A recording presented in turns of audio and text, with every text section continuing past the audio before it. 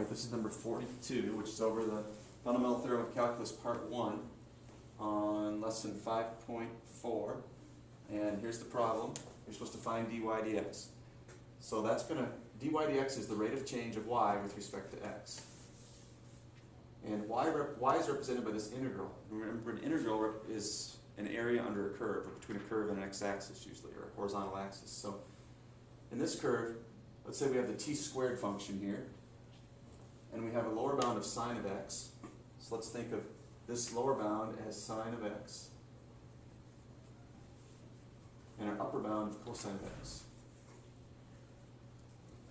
So notice these have variables in them. So this line is going to be moving. It's a moving line, depending on what x is. As x changes, the sine of x will change, this line will move. As x changes here, the cosine of x will change, this line will move. So we have both lines moving, and we're trying to figure out how fast the area, the integral gives you this area here, how fast that area is changing. What we need to do is get a starting line that's not moving. Let's put a starting line over here, and maybe you pick any number you want. I'm just going to call it a. Say a equals a constant.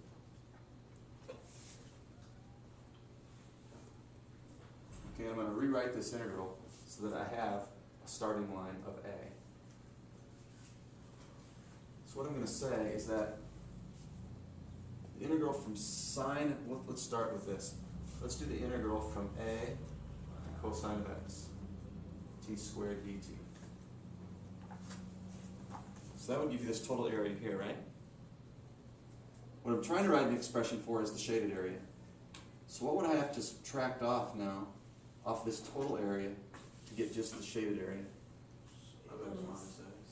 Integral from where to where?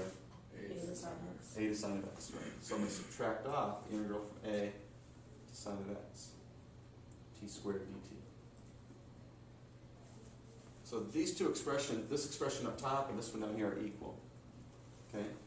These are equivalent. They represent the same area. They both represent this striped area. Yeah, this looks a little more complicated down here, but it's actually going to help me because now I have a constant here. And when I have a constant on the bottom, I can use the Fundamental Theorem of Calculus Part 1. And I'm going to go ahead and go through and do the derivative of everything now. So I'm going to take the derivative of y. I'm going to take the derivative of this first integral. I'm going to take the derivative of this integral.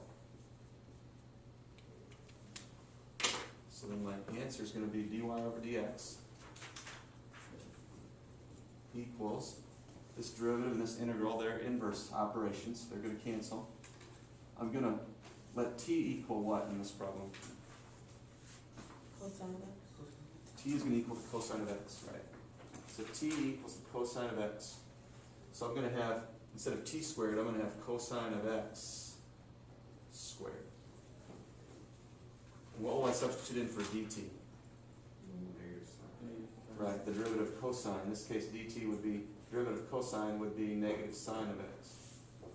So right here I'm going to have times negative sine of x. So multiplying these together. And then minus. Then I go to the second expression. Derivative operator will cancel off the anti-integral operator. Plug sine of x in for t. So you're going to get sine of x quantity squared times, so in this last expression I'm letting t equal the sine of x. So what's dt going to be? Sine of x. Right, dt would be the derivative of sine, which would be cosine in this case. So in the first part of the problem, t equals cosine of x, so dt equals negative sine of x. In the second part of the problem, t equals sine of x, so dt would equal derivative of sine, which is cosine of x. And we could maybe simplify it a little bit, not too much, we're almost done. dy over dx, let's just put the negative up front, take the positive times negative to get a negative. So negative cosine squared of x times sine of x minus sine squared of x times cosine of x. We could leave the answer just like that. And again, this derivative is telling us how fast this area is changing. As x changes, this area is going to change. This expression tells us how fast it's changing, or the rate of change of this integral.